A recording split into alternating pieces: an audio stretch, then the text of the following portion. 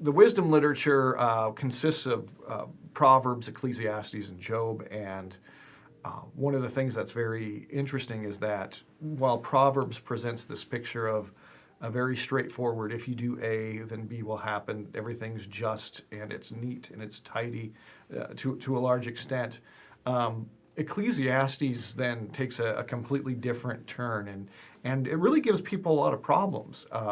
Ecclesiastes is darker and more difficult because it kind of turns a lot of that on its head and says that no, that's not always the way that it works. There's a lot of times when you can do A all you want, but B is not going to happen. You're going to have to deal with something else. You might act in righteousness, but that's no guarantee that you're going to have a good outcome. And it's really kind of looking at the exceptions to all the rules, and then kind of seeing that the exceptions are fairly numerous. And one of the phrases, and an easy way.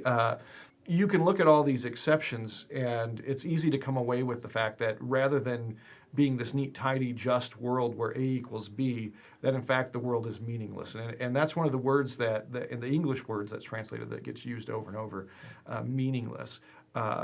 Meaningless comes from this word havel, and it means like kind of smoke or vapor. And so it's not exactly meaningless. It's maybe more like hard to grasp, hard to hold on to. So why would the wisdom literature kind of take this turn and say, well, things might not be quite as simple as Proverbs make it sound. There's more to it. What is the more to the story, and why is Ecclesiastes telling us this stuff? Well, we definitely don't live in a perfect world. We definitely live in a fallen world, and I like the way, I think it was G.K. Chesterton put it, and you can kind of still see something of the beauty built into creation, but yet you can tell something akin of a great shipwreck has happened and some things have gone awry. And so, being able to sum it all up, and if you do this, and then this is going to happen, and it's all tidy and neat, well, in a fallen world, that's definitely not true, and you're definitely going to find things where, some temporary injustices definitely occur. One of the things that seems to be at play in the book of Ecclesiastes is that the world is more complex, and you can take in A and B. You can say if I do A, then B will happen, but there's a lot more variables than that. And the reality is that there's in fact so many variables that you can't possibly take them all into account. There's a limited number of variables that you can perceive and deal with. And so does this view of Ecclesiastes, does it basically negate the view of Proverbs? Oh, it can't possibly be. That can't possibly be the case. May it never be. Well, that would be a contradiction that couldn't be resolved. I mean... So the question would be then, how do we resolve that? Yeah, it's a good. It is a good question. I'm going to go in a direction that's probably not super helpful, but in differential equations, you can have equations that have multiple variables, and oftentimes what they'll do is try to isolate the effect of one variable on another one, and so they'll say, well, if we held all these other ones constant, then we could just look at the effect of A on B. Well, what if I want to look at the effect of B on C? Well, then what if we have A constant as well, then we can see B on C. But you can only, that's useful, but it obviously doesn't, give you a big complex picture. What if we just start varying everything? And maybe it's akin to that where, Proverbs is kind of like looking in a very isolated case, if this, then this. And Ecclesiastes says, well, let's just take all the variables into account. And maybe Solomon's trying to kind of struggling to make sense of it all. You can only deal with, as a human being, you can only see, you can only perceive, you can only have in your mind so many variables, given that your best bet is to say, if I do A, B will happen. Now, is that always going to be the case? No, because there's a lot more variables at play there, and you can't possibly see them all or know them all. Given that, it's still your best bet to proceed if A, then B. Now, again, that doesn't mean that it will always happen. This isn't strange to us because we deal with this reality all the time. You're going to go to Washington D.C. Well, how are you going to get there? You're going to get on a plane, and you'll get on a plane and you'll get to Washington D.C. Is that always going to happen? No. Why? Because there's a lot of variables. The itinerary says I'm going to get on at this time. I'm going to get there at this time. That's not always going to happen. Why? Because there's always so many variables. But given the totality of everything, it's still your best bet to get to the airport on time and to plan as if you're going to get there. Does that make sense? Sure. We use this kind of reasoning all the time. It's funny that when it comes to wisdom literature, somehow this kind of trips us up a lot. Now, one of the things that, or three of the things, I guess we could say that Ecclesiastes deals with, as far as variables that can kind of cause us trouble, is time, death, and kind of a randomness to the world. And so, if we take these in turn, what's the problem that time gives us?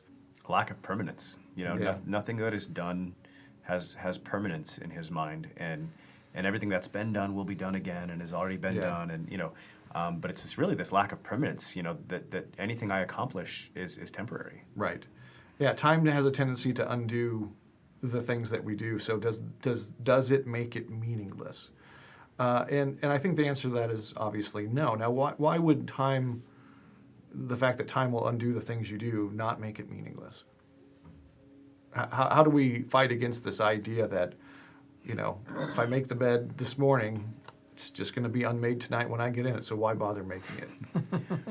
I think you can look at a couple of things, and one, my impermanence on this earth, but the Bible makes it very clear that I'm not an impermanent creature. I'm an eternal creature, and I'm going to live on forever. And the moral choices I make today affect who I am tomorrow. And obviously we all kind of in this room have a hope of being perfected in glory as the end point.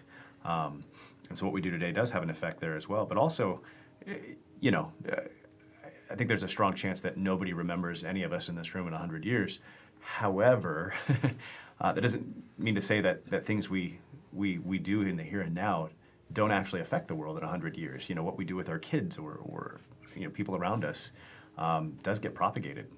It does have an impact.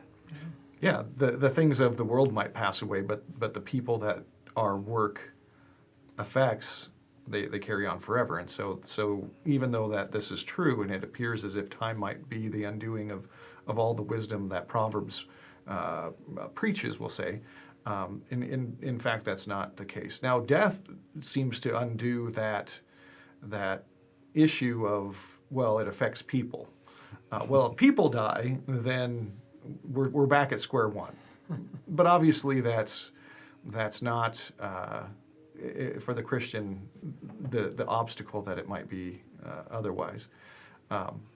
Then finally, just the random nature of existence. Now, we've talked a little bit about the fact that there's more going on than there's more variables than we know. But how might randomness affect the idea of Proverbs? It's hard to have an if A then B in a completely random world. Right. It becomes meaningless. And I think that there's an aspect of that that's obvious on the surface, but below that, I think that the argument of Proverbs is that there's a just God.